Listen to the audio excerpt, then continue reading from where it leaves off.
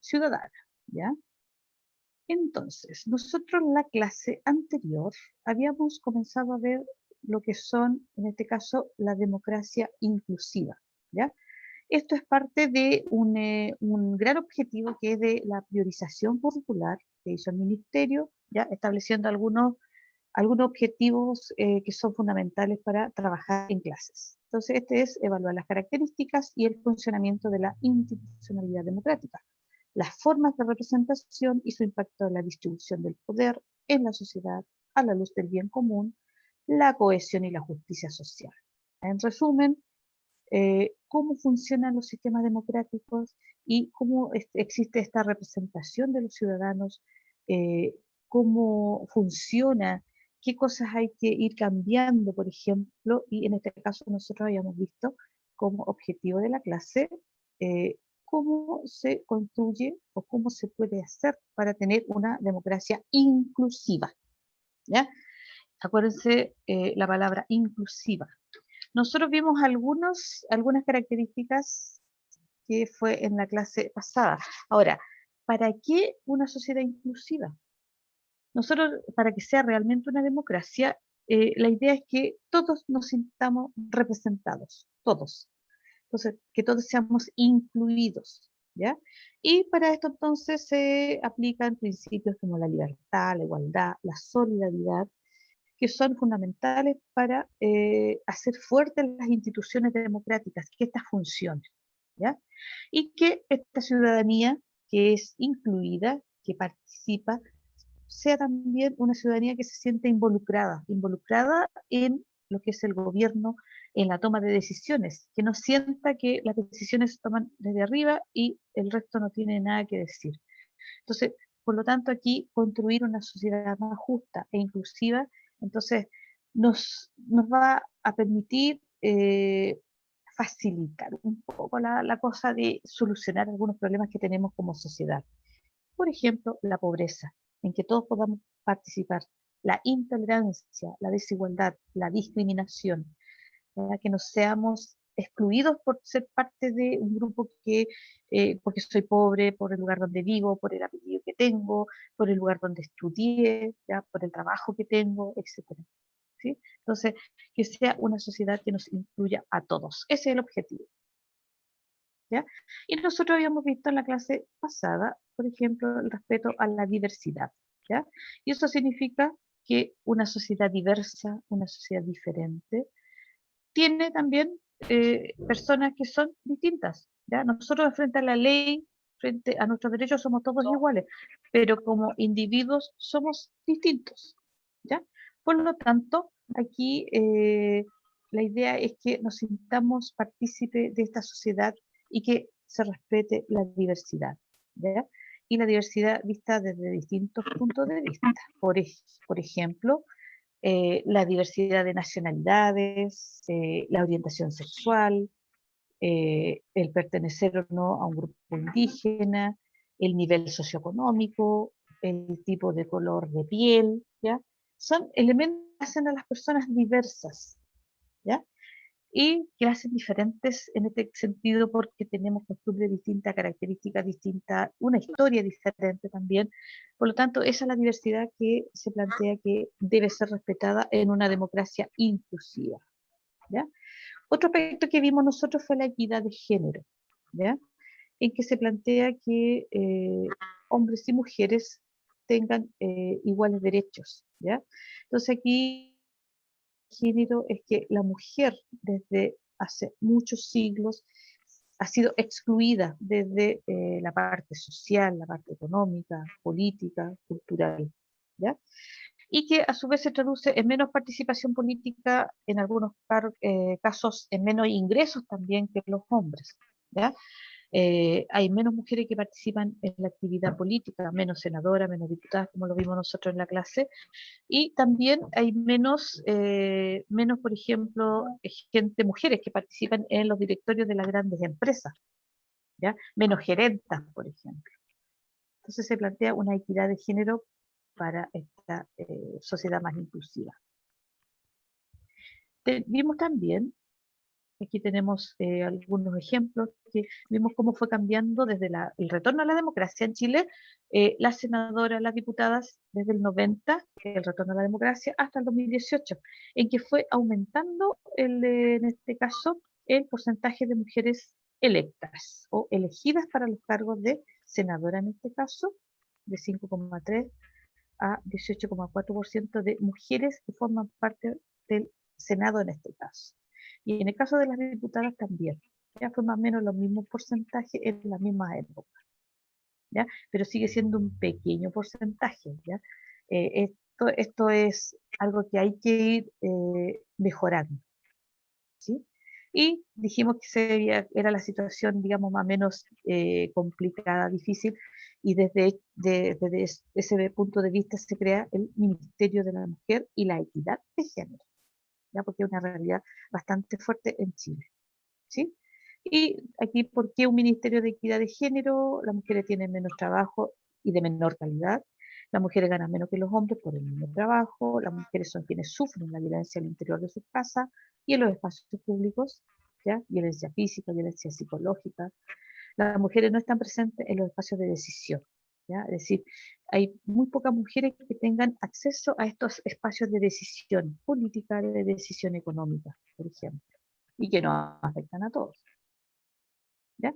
Y vimos como último punto la diversidad étnica y cultural, ¿ya?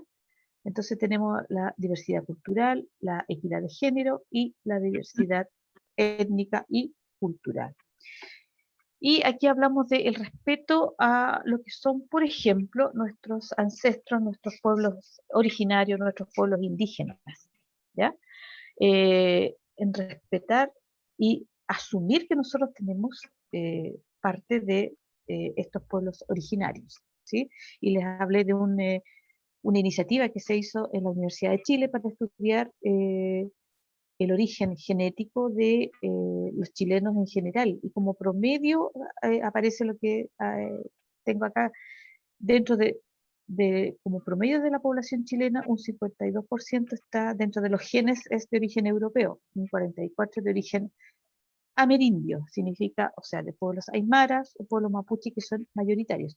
Y se agrega a esto un 4% de genes de origen africano. O sea, estamos mezclados y, o sea, nuestros orígenes como pueblos son diversos y tenemos diversidad étnica y cultural, ¿ya? Y vimos también los pueblos que, en el caso nuestro, de los pueblos originarios, los que existen en el país y en la cantidad, siendo los mapuches en mayor proporción y los aymaras en segundo lugar, seguido por los diaguitas. Pero esos son los pueblos que la Constitución reconoce como pueblos originarios, ¿ya? Y en el censo se les pregunta a las personas si se consideran pertenecientes a un pueblo indígena u originario. No se les asigna, no, usted es de pueblo originario, no, se le pregunta, ¿ya? Y si la persona se reconoce de un pueblo originario, se marca ahí en el censo lo que la persona responde, ¿sí? Y el Día de la Diversidad Cultural, porque no solamente están los pueblos originarios, sino que también está todo lo que es el fenómeno de la migración, ¿ya? Que también trae una gran diversidad cultural, ¿ya? Por el origen, por las costumbres, la forma de hablar, porque podemos hablar el mismo idioma, pero tenemos otro acento, ¿ya? Y aquí están presentes algunos pueblos como Venezuela, como Perú, ¿ya? Haití, ¿ya? Bolivia, ¿ya? Son pueblos que tienen distintas características culturales que son un aporte para Chile en este caso, ¿ya? Cuando hablamos de la diversidad étnica y cultural. Ahora, este punto no lo vimos en la clase pasada y dentro de lo que es la democracia inclusiva está un tema relacionado con el anterior, la inclusión de la población migrante. O sea, no solamente reconocer que están, no solamente respetarles sus derechos, sino que incluirlos dentro de lo que es la población en Chile, ¿ya? Dice, los motivos de una persona para emprender un proyecto de vida en el extranjero pueden ser muy distintos, desde una decisión muy planificada hasta la necesidad impuesta o forzada por causas políticas, sociales o catástrofes naturales, entre otras. Cualquiera sea el motivo de su llegada, la población extranjera que hoy vive en Chile aporta a una mayor diversidad cultural y además se trata de seres humanos con derechos que todos debemos respetar y proteger. ¿Ya? Entonces, eso no tenemos que olvidarlo también, ¿ya?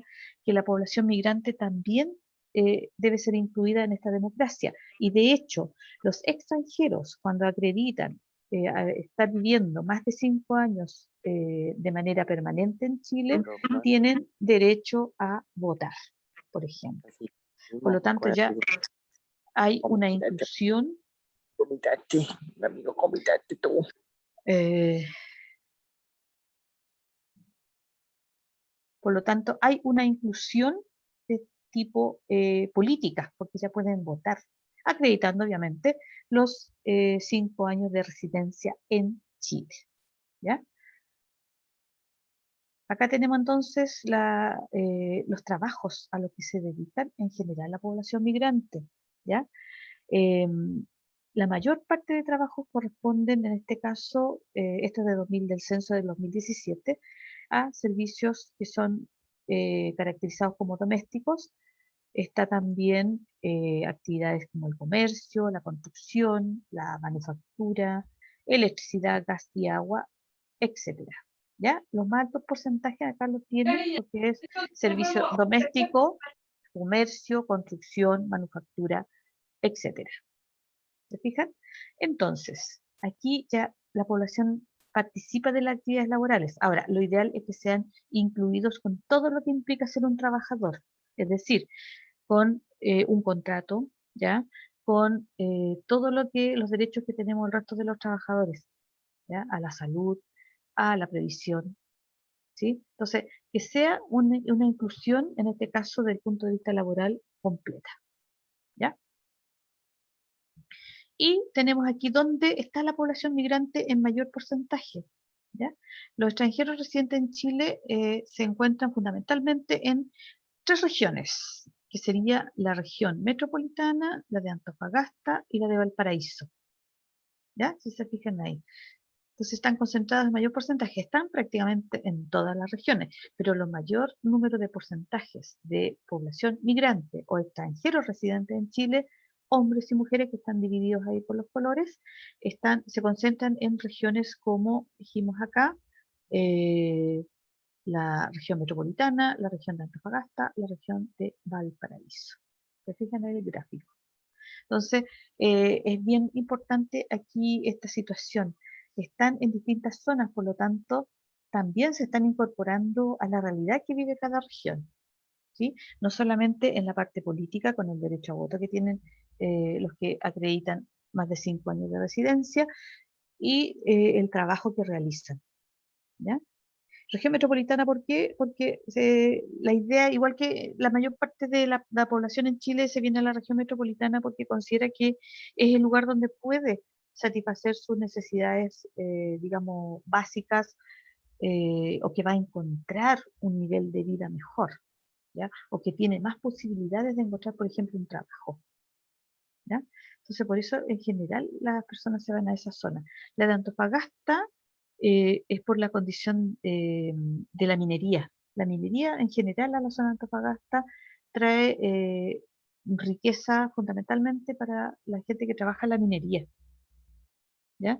Y ahí se mueve bastante capital, por lo tanto, ellos consideran muchas veces que es una zona donde se puede, digamos, vivir en mejores condiciones del lugar de donde salieron, porque esa es la idea. O sea, si yo salgo de mi país escapando porque está mala la situación económica, la situación política, o me refugio por razones, digamos, eh, me- de persecución política, etcétera, la idea de irse a un país, de un país a otro, es porque eh, la idea es encontrar un mejor lugar para vivir, ¿ya?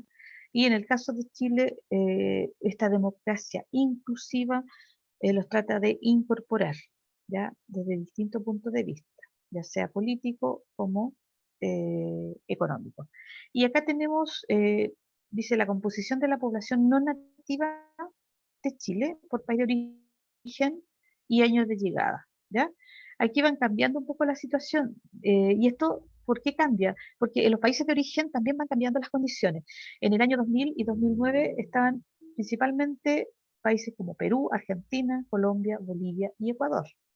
Entre el 2010 y 2017 el Perú se mantiene en primer lugar, pero suben ahí Colombia, Venezuela, que no aparecía antes, y Haití, que tampoco estaba entre los 5 primeros, y Bolivia, que baja a un lugar más secundario, ¿ya?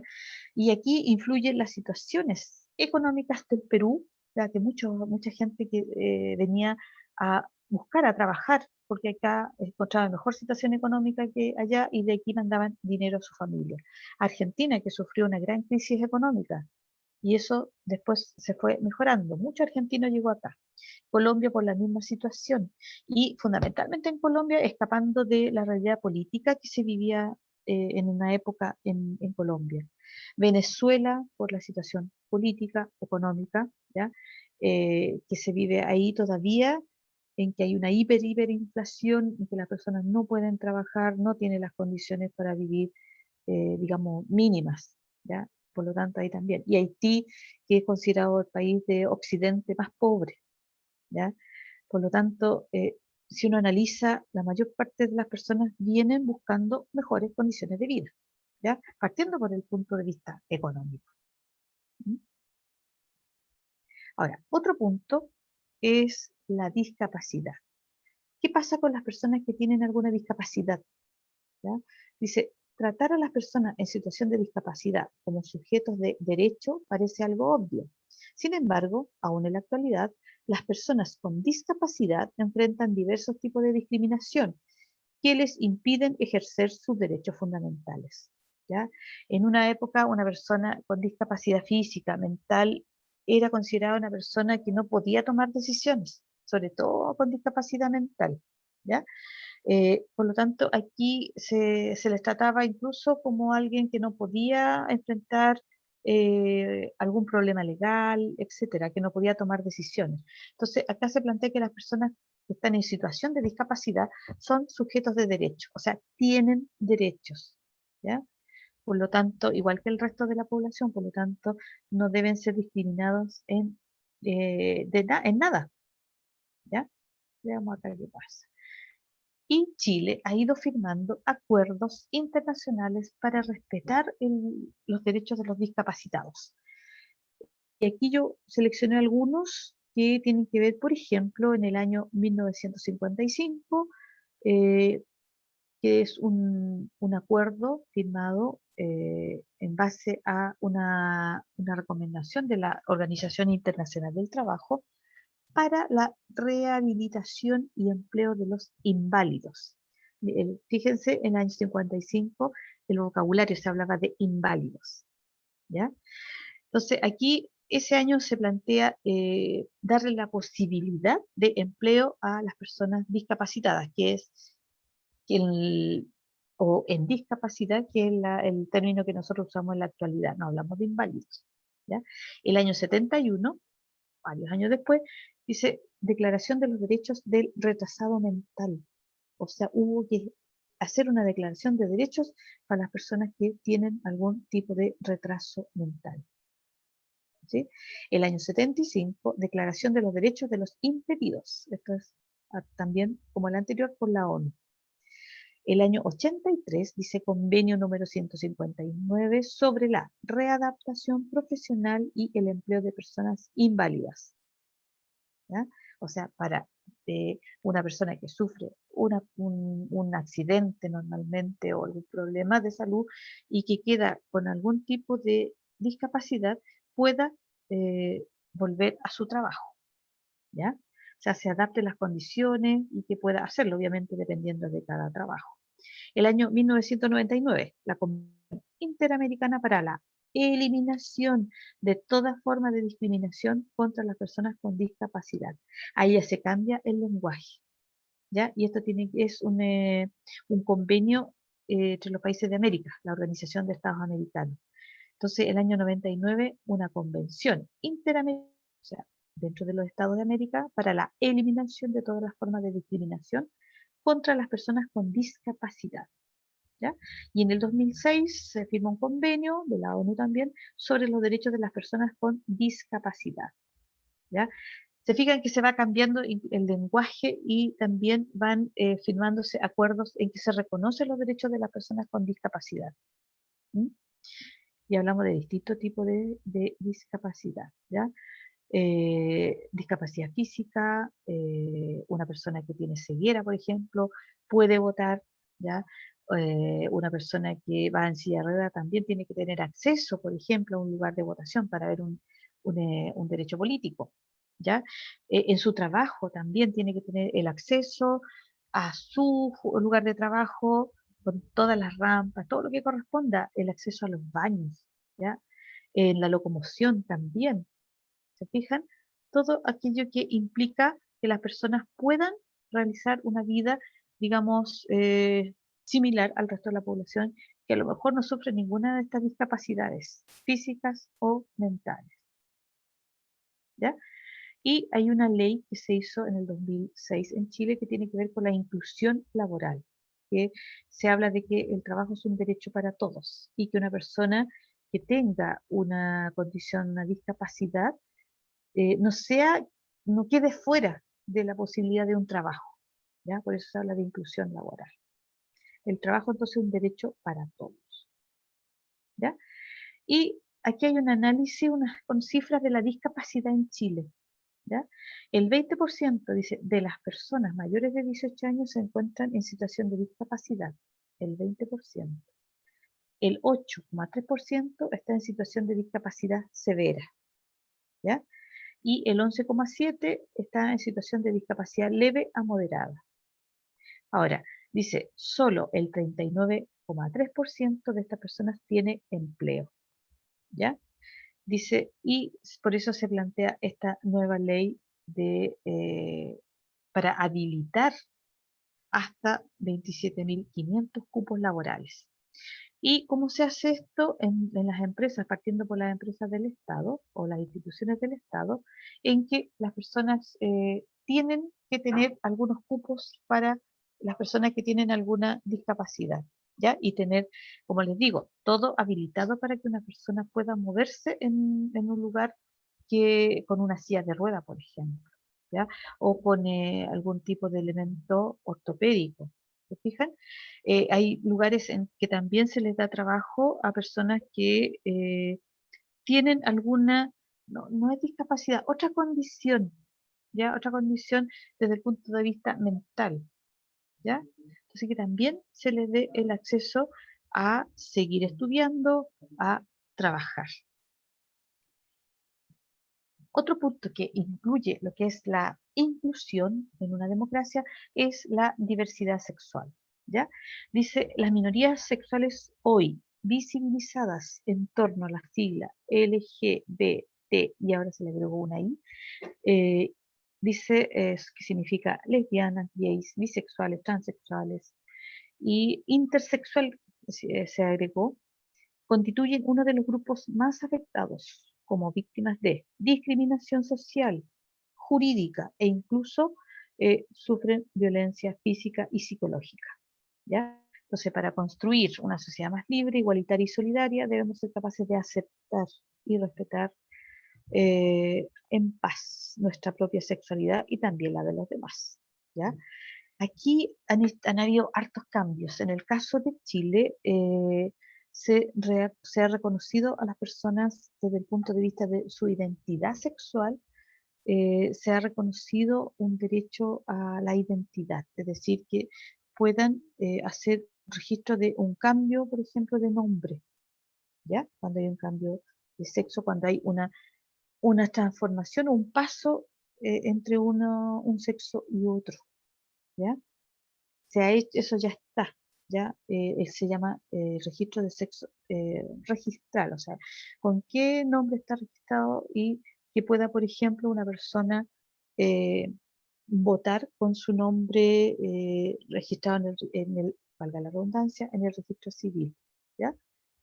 Entonces, esto se ha ido, y en los colegios es lo mismo, ¿ya? Eh, el aceptar que estas personas son igual que nosotros, que tienen los mismos derechos, que tienen la misma derecho a estudiar, derecho a participar, ¿ya? Y hoy día siempre han existido, en toda la historia han existido, lo que pasa es que hoy día están más visibles, ¿ya? Eh, mm, una tendencia a no ocultar estas realidades. Muchas veces se plantea que esto no existe ahora, no es así, siempre existió, lo que pasa es que las personas lo ocultaban más. ¿Por qué?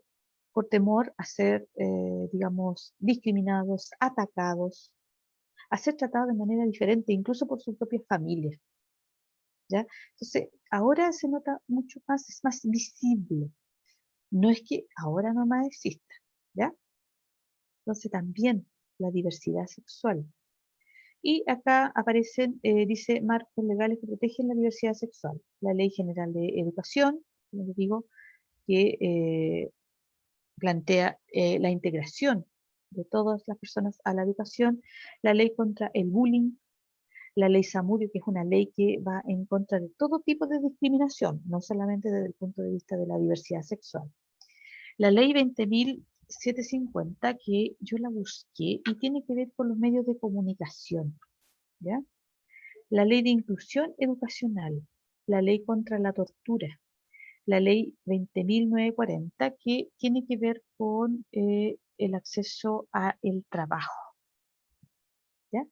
Entonces, desde más o menos el 2000, 2010 ya partió todo esto de tener un marco legal que permita proteger esta diversidad sexual porque están expuestos, como les digo, a un maltrato, a violencia y que obviamente la vida se les transforma en algo muy difícil de vivir, ¿ya? En la educación, en el trabajo, etcétera, ¿ya? Por lo tanto, es importante esta inclusión de la diversidad sexual. Un punto también que nosotros tenemos que ver es la pobreza y la desigualdad.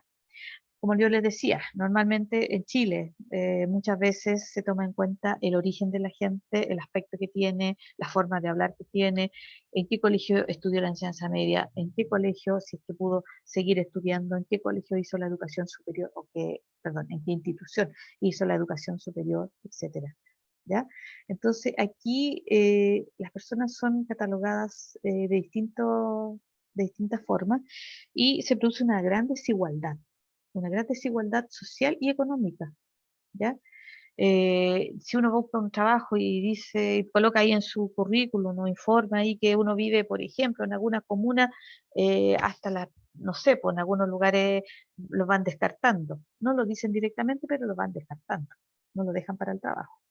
Entonces, dice, resolver los problemas de pobreza y desigualdad social y económica es una tarea de la mayoría de las democracias del mundo, ¿ya? En Chile se considera que una familia está bajo la línea de la pobreza no extrema cuando no puede satisfacer sus necesidades básicas y bajo la línea de la pobreza extrema cuando no puede satisfacer sus necesidades alimentarias mínimas, ¿ya? Aquí la pobreza es vista desde el punto de vista de que las personas no pueden satisfacer sus necesidades alimentarias básicas, ¿ya? O sus necesidades básicas. Cuando es alimento, la persona está en pobreza extrema. Cuando está en necesidad, cuando no puede satisfacer necesidades básicas, no solamente el alimento, eh, está en una pobreza no extrema, ¿ya? Entonces, aquí en Chile hay pobreza y hay desigualdad, ¿sí? Hay de los dos, desigualdad, algo que se mantiene. Déjenme ver aquí. Aquí hay una imagen, fíjense, de lo que es la pobreza, en este caso, de la vivienda. Alguien me puede decir, hay antena satelital.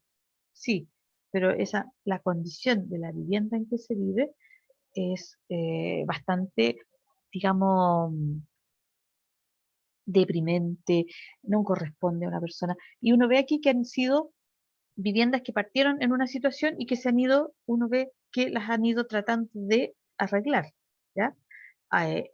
Construyendo, digamos, ampliaciones entre comillas y tratando de mejorar la calidad de vida. Pero aquí nosotros tenemos una situación de pobreza, en este caso de vivienda, el acceso a la vivienda. Aquí tenemos un gráfico que es bien importante. Habla de pobreza y desigualdad, ¿ya? En azul o en tono color como petróleo está la pobreza. En rojo la pobreza extrema, ¿ya?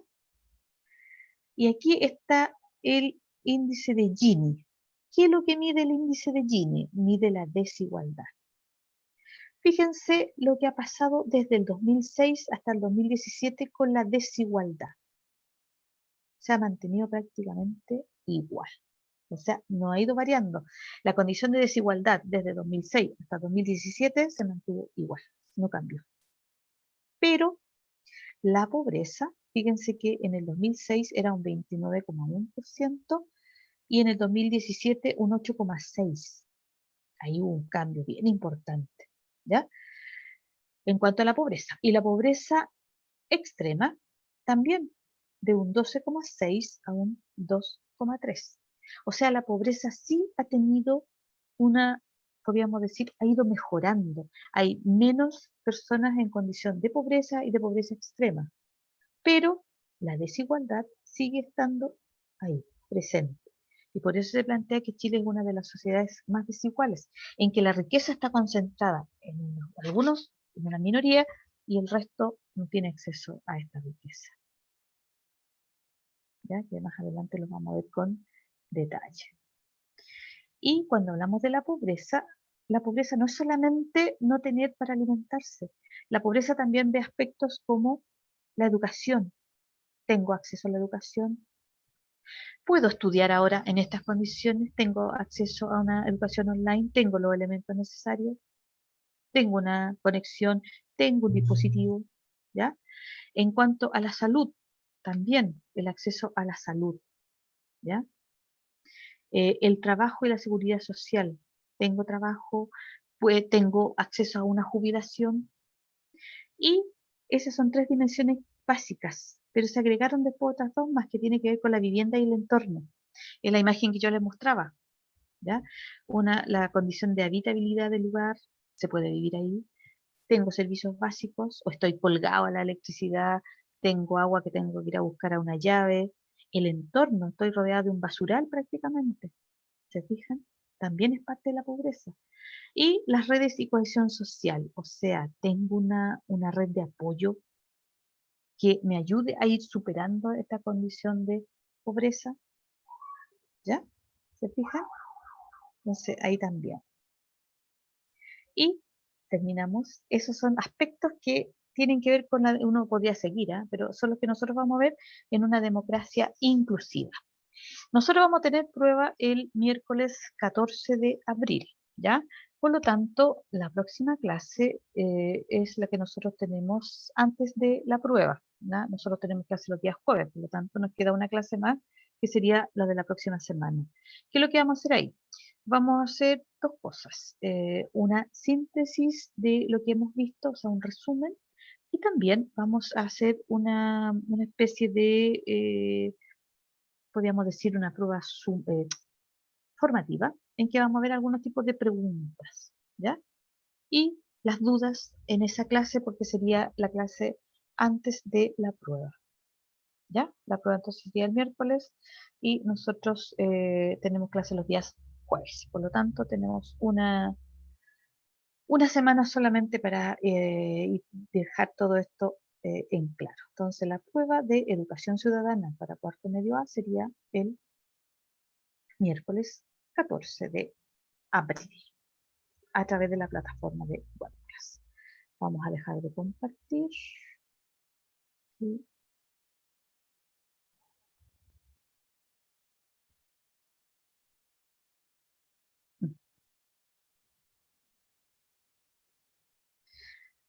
ya, chiquillos, dudas, consultas.